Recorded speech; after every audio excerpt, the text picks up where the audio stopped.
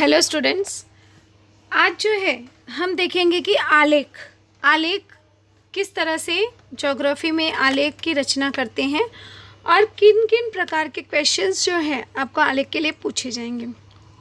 Because आलेख जो है वो 6 मार्क्स के लिए बहुत ही इम्पोर्टेंट क्वेश्चन है और इजी क्वेश्चन है, जहाँ पे 3 मार्क्स आपको आकृति बनाने के लिए, आलेख बनाने के लिए होता है and 3 marks for the questions. 3 marks जो है वहाँ पे प्रश्न आपको पूछे जाते हैं और उसका जवाब देने के लिए होता है।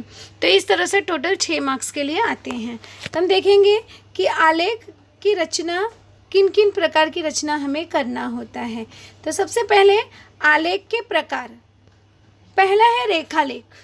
इट मीन्स आपको रेखालेख बनाने के लिए एग्ज़ाम में बोला जाता है, जहाँ पे हम रेखाओं का इस्तेमाल करके रेखालेख बनाते हैं।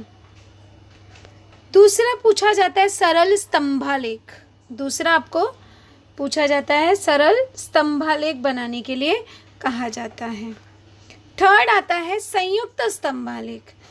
अब सरल स्तंभालेख जहाँ पे एक स्तंभ बनाते हैं वो सरल स्तंभालेख, जहाँ पे 2 बनाते हैं, एक दूसरे से जुड़े होते हैं, वह हमारा संयुक्त स्तंभालेख हो गया, जो हमें एक से अधिक के बारे में जानकारी देता है। चौथा आपको कहा जाता है संयुक्त रेखालेख का निर्माण करने के लिए। तो इस तरह से हम देखेंगे कि यहाँ पे 4 टाइप्स के क्वेश्चन आलेख के लिए पूछे जाते हैं। पहला है रेखालेख, दूसरा सरल स्तंभालेख, तीसरा संयुक्त स्तंभालेख और चौथा है संयुक्त रेखालेख। अब हम सबसे पहले देखेंगे कि किस तरह से प्रश्न आपको पूछे जाते हैं बोर्ड के एग्ज़ाम में, किस तरह से पूछे जाएंगे। अब ये है आपका प्रश्न। यहाँ पे प्रश्न नंबर 1 आपको दे दिया गया है कि निम्नलिखित सांख्यिकी जानकारी के आधार पर रेखालेख तैयार कीजिए और निम्न प्रश्नों के उत्तर लिखिए। इट मीन्स यहाँ पे 3 मार्क्स, मैंने कहा कि 3 मार्क्स आपको बनाने के लिए होता है और 3 मार्क्स का जो है आपको उसके जो प्रश्न पूछे गए हैं उसके जवाब देने के लिए 3 मार्क्स का होता है। तो इस तरह से यहाँ पर सांख्यिकी आंकड़े आपको दिए गए हैं। यहाँ पे अगर हम देखेंगे तो आप देखोगे भारत नगरीकरण का रुझान प्रतिशत में दिया गया है, अर्थात ये जो आलेख हमको बनाना है वो भारत के नगरीकरण का रुझान, उनका आकर्षण कितना है उसके बारे में बनाना है। यहाँ पे अगर आप देखोगे तो वर्ष दिया है और दूसरा कौन से देश का है, या भारत का है।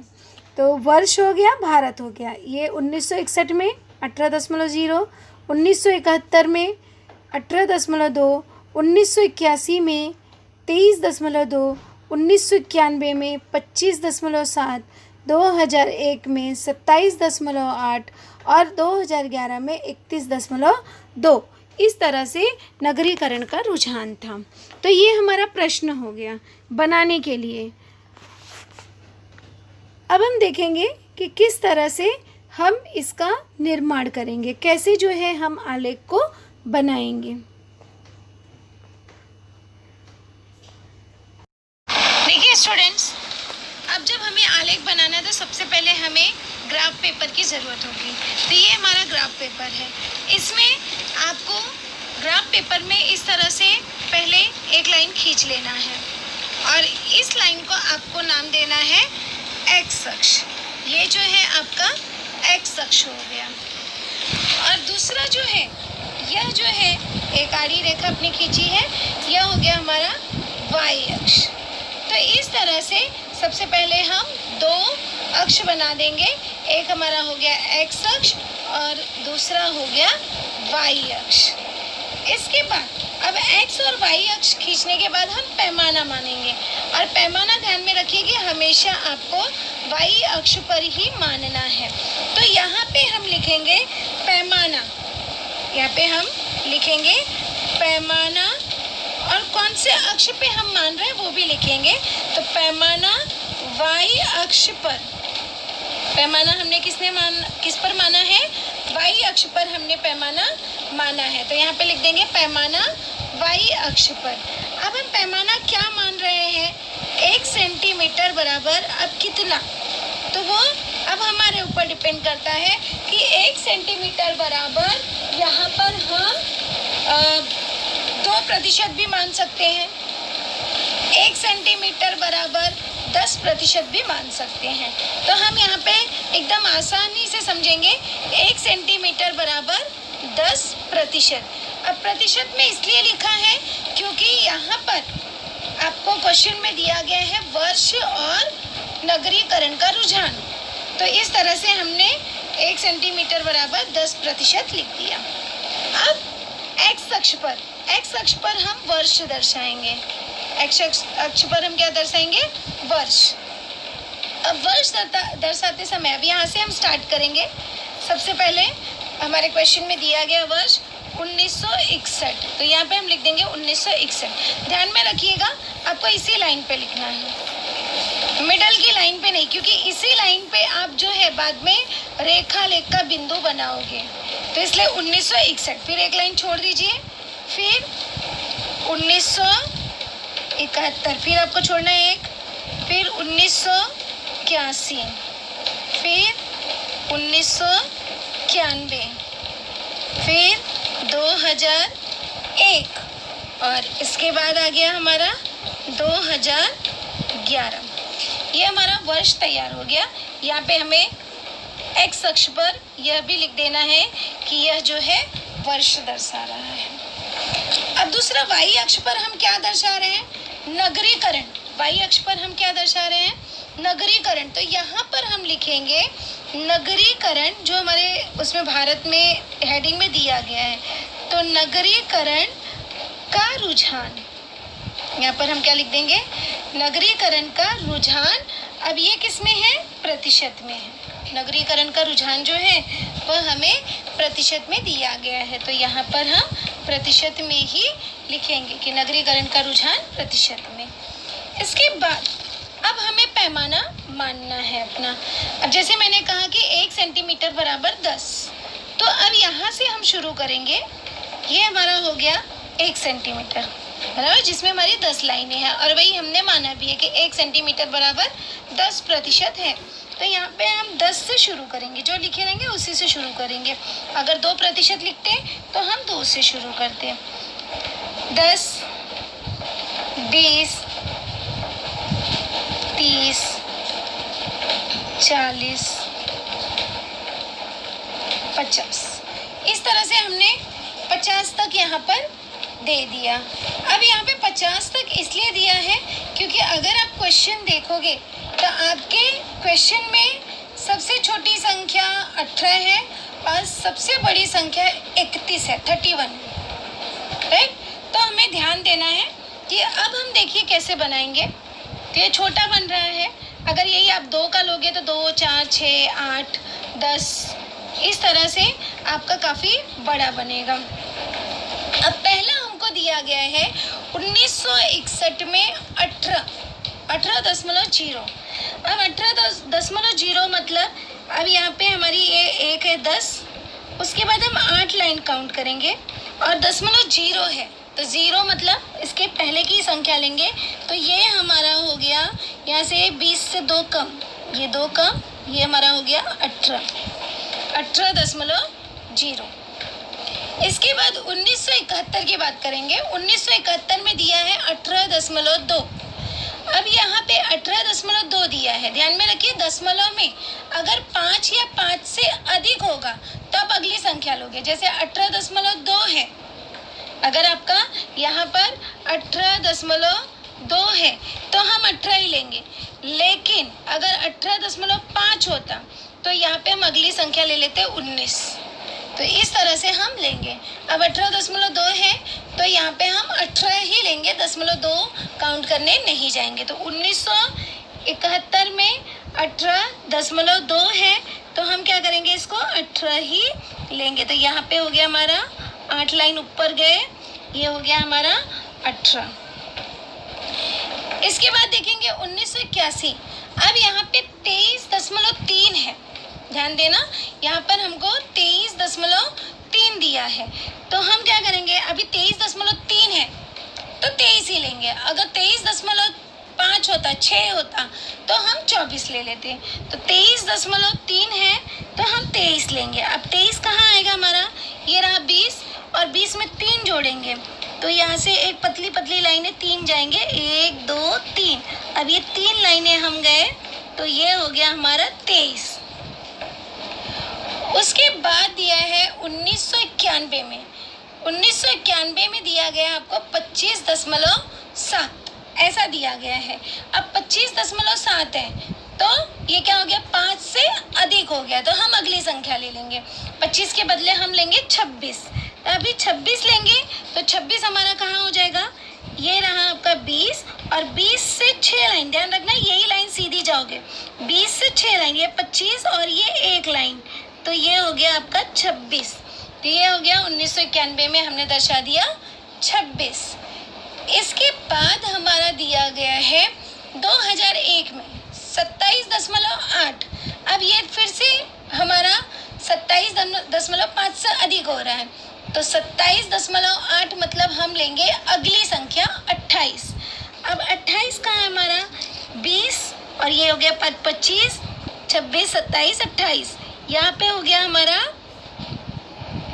28, राइट। अब अगला हमको देखना है 2011। 2011 में कितना है, 31.2। अब 31.2 है, 0.5 से कम है तो हम क्या करेंगे, 31 ही लेंगे, 31 ही लेंगे। तो 31 इट मीन्स ये लाइन सीधी आप जाओगे, ये हमारा 30 और उससे 1 ज़्यादा लिया 31, तो इस तरह से हमारा हो गया 31। अब हम क्या करेंगे, रेखा लेख का निर्माण कर रहे हैं तो यहाँ पर हम इसे स्केल की सहायता से इन सभी बिंदुओं को हम मिला देंगे। अब ये हो गया हमारा, ये एक एक बिंदु आपको ध्यान से मिलाना है ताकि गड़बड़ नहीं हो और इस तरह से ही आपको डार्क करना है। अब इसे हमने मिला दिया, ये मेरा रेखालेख तैयार हो गया।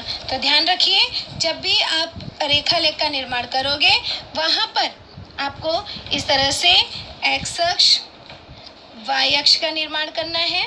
एक्स पे आपको वर्ष दर्शाना है और वाई पे जो दिया गया है जिसकी भी संख्या दी गई है वो हम लिखेंगे। उसके बाद जो है पैमाना, उसके बाद हम पैमाना मानेंगे। पैमाना बहुत ही इम्पोर्टेंट है, अगर पैमाना नहीं मानोगे तो आपको ग्राफ का मार्क्स नहीं मिलेगा क्योंकि पैमाने पर आपको 1 मार्क्स कट किए जा सकते हैं, इसलिए पैमाना बहुत ज़रूरी है। तो हम पैमाना मानेंगे और पैमाने के बाद जो है उसके बाद हम उसे लिखेंगे पैमाने स्वरूप में, जैसे मैंने यहाँ पे लिखा उस तरह से लिखेंगे और उसके बाद फिर बिंदु बनाएंगे और उसे मिला देंगे। तो इस तरह से हमारे रेखालेख का निर्माण होता है।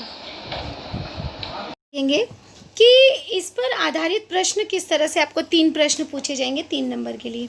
जैसे पहला प्रश्न यहाँ पर पूछा गया है कि 18% नगरीकरण किस वर्ष में हुआ है।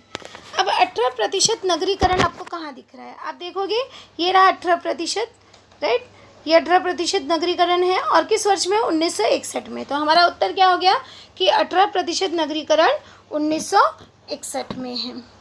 दूसरा क्वेश्चन पूछा गया है कि जैसे 2001 से 2011 के बीच नगरीकरण में कितने प्रतिशत की वृद्धि हुई है। अब 2001 से 2011 के बीच में कितने प्रतिशत का नगरीकरण वृद्धि हुआ है, यह आपको घटाने पर पता चलेगा। तो ध्यान में रखिए 31.2 से 27.8 को अगर हम घटा देते हैं तो जो उत्तर आएगा वो हमारा इसके बीच कितने प्रतिशत की वृद्धि हुई है उसका उत्तर मिल जाएगा।